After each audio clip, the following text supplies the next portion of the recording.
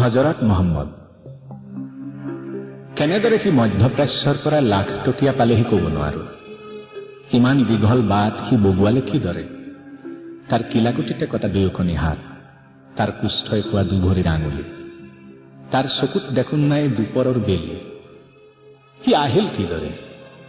লেতেৰা ৰাস্তাৰে বাগৰি বাগৰি সি যেতিয়া গৈ থাকে, জন্ম নিৰোধকৰ বিজ্ঞাপন ভাহি উঠে টিভিৰ দোকান এখনত, ফাৰ্মাচীবোৰত হেতা ওপৰা জীৱন ফাগুনৰ ৱাদিহি বিচাৰি, বন্দী মুৰ্গীবোৰে দিন ওপৰতে কক বকাই উঠে, সি মোৰ স্বপ্নৰ হজৰত মদিনাত উপজিছিল।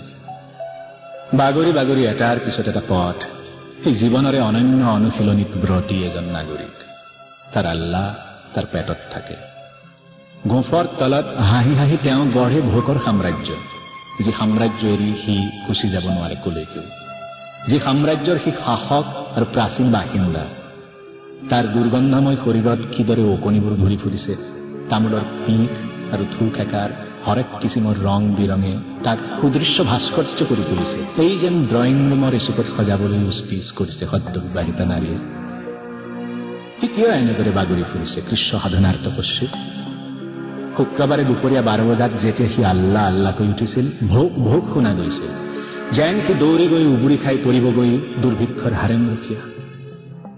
তাৰ উদং বাতিত মক্কাৰ পৰা ডবকালৈ দীঘল বাটৰ ছবি, গলা আলকাটৰাৰ ওপৰেৰে কি দাৰ্শনিক ভংগী মাৰি সি গৈ গৈ ভিৰৰ মাজেদি বতাহত চুলি উৰুৱাই থকা বিজ্ঞপিত আবেদনৰ এজনী বেশ্যাৰ ছাঁত ৰৈ গৈ যেন সি নপুংসক এক বিড়ম্বনা। আকাশৰ ফেৰেঙনিত আল্লাই চিপ লৈ ওলমি, অথচ হজৰত নমৰে। ভোকে বঢ়াই গৈ থাকে জীৱনৰ দাম তাৰ।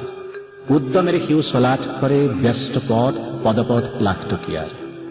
হিন্দু কি মুছলমান একে আল্লাহৰ ফৰমান, যদিহে আপোনাৰ দয়া উপজিছে মুদ্ৰা এটা দলিয়াই দিয়ক তাৰ ফালে, সি মোৰ স্বপ্নৰ হজৰত মদিনাতে খুলিছে।